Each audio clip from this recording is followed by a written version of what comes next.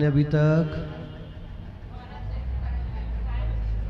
भरत क्षेत्र देख लिया था, उसमें कोई शंका तो नहीं होनी चाहिए। और बाकी कितना भी है ये देखिए, आपके सामने नक्शा सामने रखा जा चुका है। आप कक्षा के बाद जितना मैंने पढ़ाया आप देखेंगे, आपको क्लियर। बस इतना ध्यान रखना, मैंने इसको सीधा कर दिया था, मतलब मैंने दिशा आपको जैसी बताई थी, बस ये थोड़ा घुमा के रखा है। मैंने आपको वर्टिकली दिखाया था, इसमें ऐसे हॉरिजॉन्टली ये बना हुआ है। इतना ही डिफरेंस है, बाकी सब कुछ आपके सामने बना है। अब आज हम लोग विदेह क्षेत्र को देखेंगे। कल हम लोगों ने 6 कालों की व्यवस्था को देखा था, हो गया था ना? कौन कौन से काल देखे थे? अवसर्पिणी और उत्सर्पिणी। अवसर्पिणी के सुखमा सुखमा, सुखमा सुखमा दुखमा, दुखमा सुखमा, दुखमा और दुखमा दुखमा। 3 तो भोग भूमियां थी और 3 कर्म भूमियां थी। ऐसा सूत्र तत्वा सूत्र में अभी आगे आएगा। भरत ऐरावद्यो षट सम्या भरत ऐरावद्योर वृद्धिरासौ षट सम्याभ्याम उत्सर्पिण्य वसर्पिणीभ्याम। यानी भरत और ऐरावत क्षेत्र में ही काल का परिवर्तन होता है। क्या सुना आपने? Very good. इसका मतलब शेष क्षेत्रों में यथावत काल बना रहता है, काल का परिवर्तन नहीं। ऐसा आपको बता दिया था मैंने, कौन सी जगह कौन सा काल था। देखिए ये सबसे नीचे देखिए भरत क्षेत्र बना है, सबसे ऊपर ऐरावत क्षेत्र बना है, ठीक है ना? ये दोनों क्षेत्रों के बाद सेकंड नंबर का जो क्षेत्र आ रहा है हैमवत और हैरण्यवत, दोनों तरफ का, उन क्षेत्रों में जघन्य भोग भूमि होती है। क्या होती है? Very good. फिर हरि और रम्यक नाम के जो क्षेत्र हैं वहां पर मध्यम भोग भूमि होती है। और इसके बाद जो आपका विदेह क्षेत्र आता है वहां पर उत्तम भोग भूमि और श्रेष्ठ कर्म भूमि। श्रेष्ठ कर्म भूमि कहने का मतलब दुखमा सुखमा काल, जिसमें हमेशा निर्वाण की परंपरा चलती रहती है। वो किस प्रकार से क्षेत्र है, उस क्षेत्र को अब हम लोग थोड़ा सा यहाँ पर देखते हैं। सबसे पहले अपन ने क्या देखा था कि आपका जो विदेह क्षेत्र है वो 7 क्षेत्रों में बीच का क्षेत्र है। उसकी ऊपर और नीचे की टिप कौन से समुद्र से लग रही है? देखो, लवण समुद्र से, है ना? दीपक भैया का तो मजा आ जाएगा आज, ऑलरेडी देखा हुआ विषय है ना। ये पर्वत हो गए। इस पर्वत का नाम है निषद पर्वत। कौन सा पर्वत?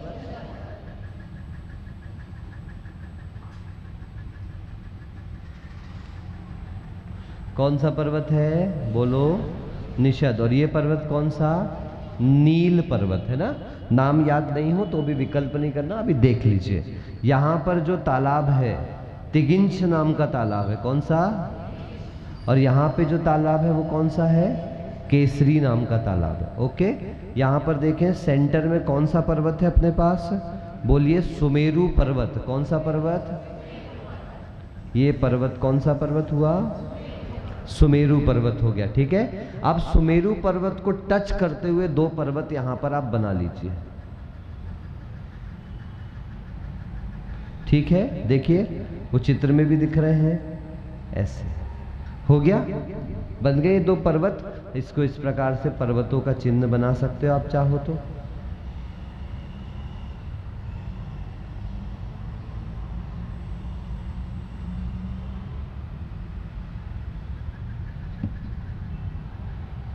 अब देखिए आपके विदेह क्षेत्र के कितने टुकड़े हो गए भाई?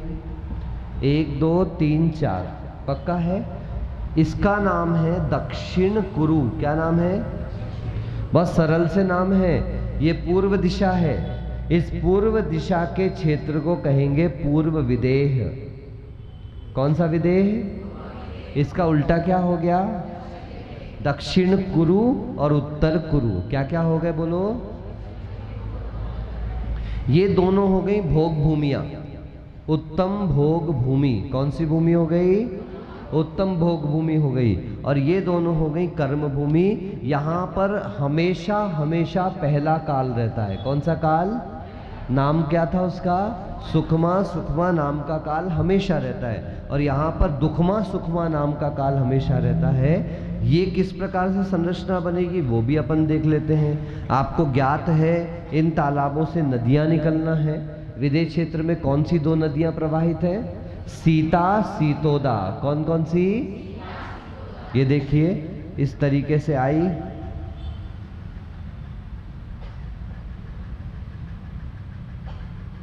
गंगा नदी कहां से निकलती है? बोलो। कल मैंने महेंद्र अंकल से पूछा गंगा नदी कहां से निकलती है, तो कहते महाराज हमारे यहाँ के 3rd फ्लोर से निकलती है और बगल के 4th फ्लोर में चली जाती है। समझ में आ गया आपको? उनके यहाँ काम करने वाली का नाम ही गंगा था। है? गंगा नदी कहाँ से निकल रही बोलो? पद्म नाम के तालाब से निकलती है, जो कौन से क्षेत्र पर है? भरत क्षेत्र पर है। अभी आपकी 2 नदियां हो गई, ये सीता नदी और ये कौन सी? सीतोदा। Any doubt? ऐसे इशारा कर दिया आपको, आप समझ लीजिए। ऐसे ऐसे पूरे बनेंगे, ठीक है ना? अब ये क्या है, इनकी तरफ ही हमको ध्यान देना है। अब ये समझिए, यहां पर 8, यहां पर 8, यहां पर भी 8 और यहां पर भी 8, कितने हो गए कुल? 32, 32 हो गए, ठीक है ना? 8 चौको 32, कोई बात नहीं, मेरी भी गणित कमजोर है। 8 चौको 32 क्षेत्र हमारे पास तैयार हो गए। और ये विशेषता ध्यान रख करके चलना कि एक क्षेत्र भरत क्षेत्र के बराबर है। किसके बराबर है? मतलब ये एक क्षेत्र जो मैंने बनाया है, जो आपने भरत क्षेत्र पहले देख लिया, उसी भरत क्षेत्र के बिल्कुल इक्विवेलेंट है। सारी व्यवस्थाएं बिल्कुल ऐसे ही हैं वहां पर, सारी जाकर के वहां पर तीर्थंकरों का जन्म आदि के सब। लेकिन शर्त कि अपने यहाँ का 4था काल और वहां पर भी हमेशा बरतने वाला वही काल रहता है। हमारे यहाँ तो काल बदलता चला जाएगा, लेकिन उनके यहाँ काल का परिवर्तन नहीं होगा। ये बात बैठ गई सभी के दिमाग में? दूसरा नियम देखिए, इन जो 8 क्षेत्रों में से प्रत्येक क्षेत्र में तीर्थंकर का जन्म हो सकता है, लेकिन ये शर्त ध्यान रखना, एक समय में एक क्षेत्र में एक ही तीर्थंकर होगा। जैसे भरत क्षेत्र में कितने तीर्थंकर होते हैं? 24, लेकिन क्रमशः होते हैं कि एक साथ होते हैं? एक तीर्थंकर दूसरे का मुंह नहीं देख सकते, है ना? ऐसे यहाँ पर भी सिस्टम है, एक तीर्थंकर दूसरे क्षेत्र को क्रॉस नहीं करेंगे, अपने क्षेत्र को क्रॉस नहीं करेंगे, तो अपने ही क्षेत्र में वो तीर्थंकर रहेंगे, ये विशेषता। तो आप सोचिए कितने क्षेत्र हो गए टोटल? 32। तो एक विदेह में कुल कितने तीर्थंकर हो सकते हैं? 32 तीर्थंकर अधिकतम, मैक्सिमम।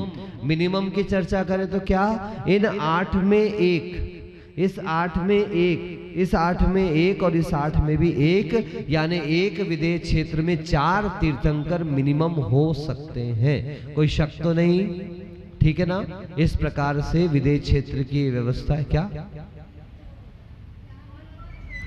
ये देखो, ये जो 8 क्षेत्र हमने बनाए, इसमें कोई एक तीर्थंकर होगा।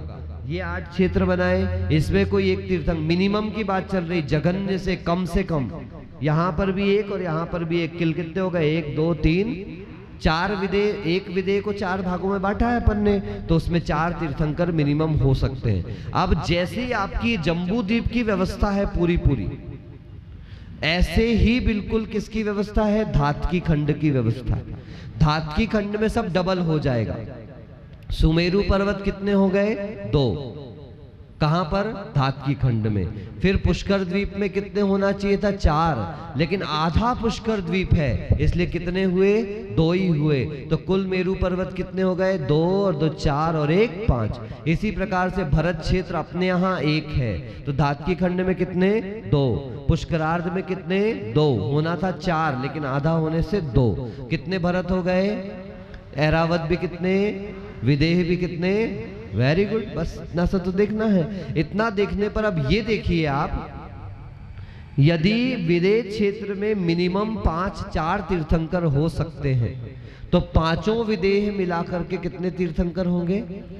आ गई बात? विद्यमान 20 तीर्थंकर। यानी कहां पर होते हैं? अकेले एक विदेह में नहीं गिन लेना, ये सारे विदेह मिला करके मिनिमम यदि तीर्थंकर होंगे तो कितने 20 तीर्थंकर होंगे ही होंगे सृष्टि में। अपने यहाँ भले ही पंचम काल चल रहा है, लेकिन विदेह काल के दुखमा सुखमा काल के निमित्त से अभी भी वहां पर कम से कम विद्यमान 20 तीर्थंकर विराजमान होंगे। 4 4 4 4 4 करके 20 तीर्थंकर की व्यवस्था। अब ये प्रश्न उठा तो अधिकतम कितने तीर्थंकर हो सकते, गिन लीजिए।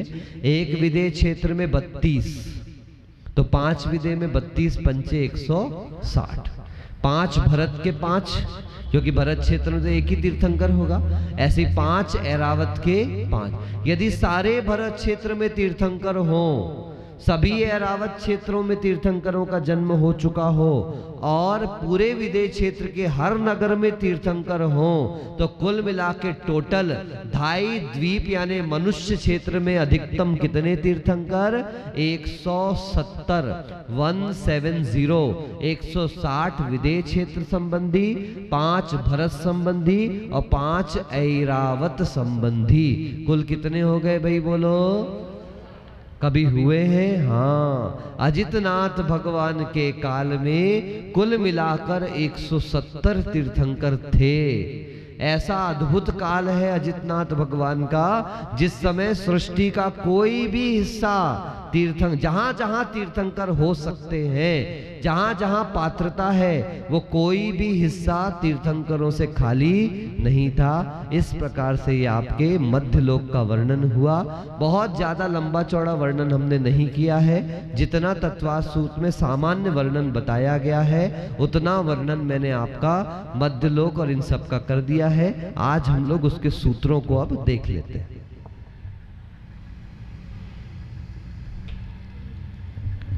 चलिए, जम्बू द्वीप लवणो दादेह शुभ नामानो द्वीप समुद्राह।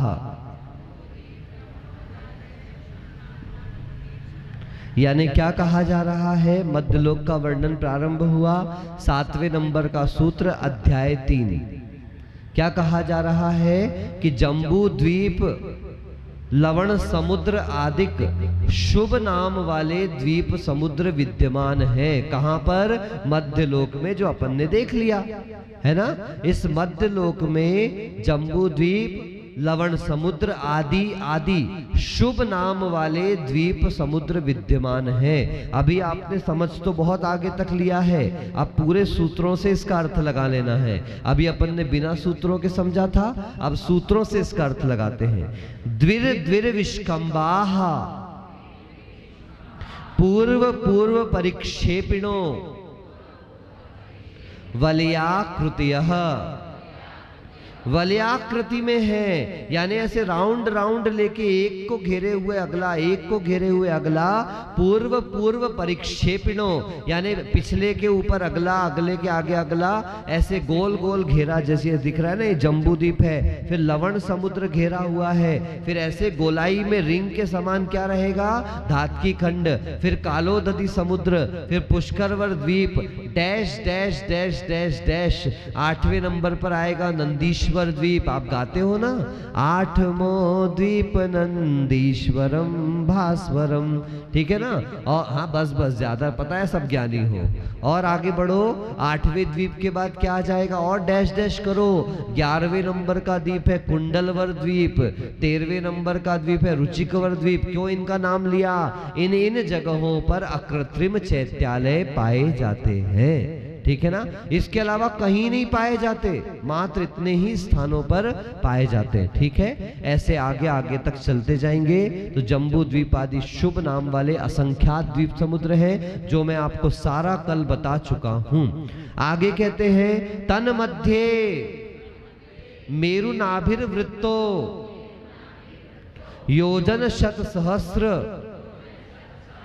विष्कंभो जम्बू द्वीप। क्या बड़ा सुंदर सूत्र है।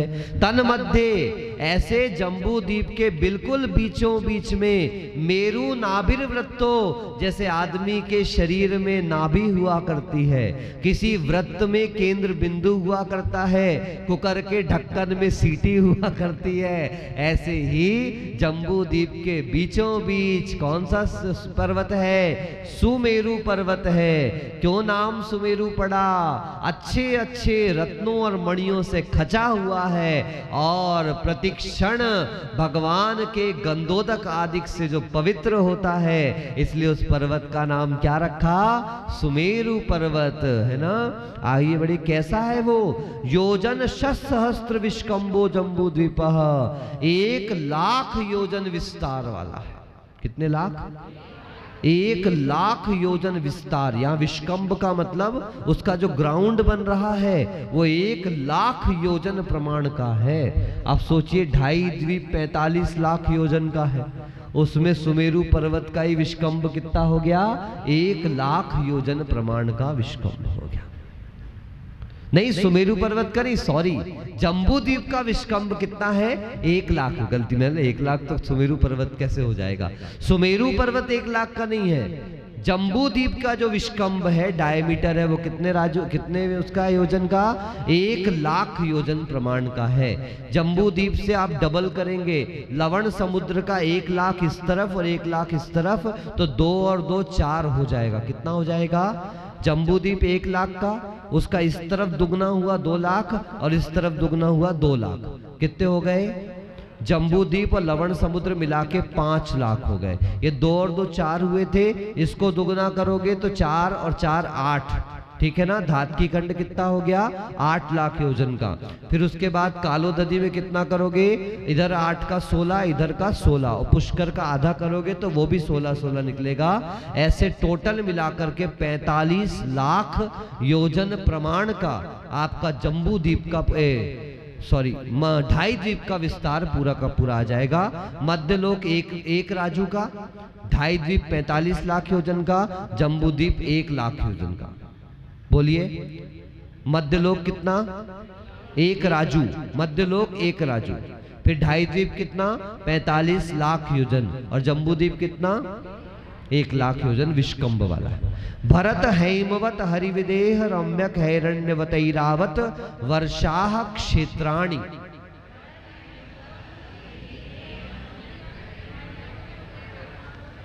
ये भी कल आपने देखा था, ये क्षेत्रों के नाम बताए गए हैं। भरत क्षेत्र, हैमवत क्षेत्र, हरि क्षेत्र, विदेह क्षेत्र, रम्यक क्षेत्र, हैरण्यवत क्षेत्र और ऐरावत क्षेत्र। ये नाम आपके 7 क्षेत्रों के हो गए, जो मैंने आपको बता दिए जम्बू द्वीप में किस किस प्रकार से इनका विस्तार है। तद विभाजिनः पूर्वापरायता हिमवन महाहिमवन निषद नील रुक्मी शिखरिणो वर्षधर पर्वताः। यहाँ वर्ष शब्द जो आया है वो क्षेत्र के अर्थ में आया है,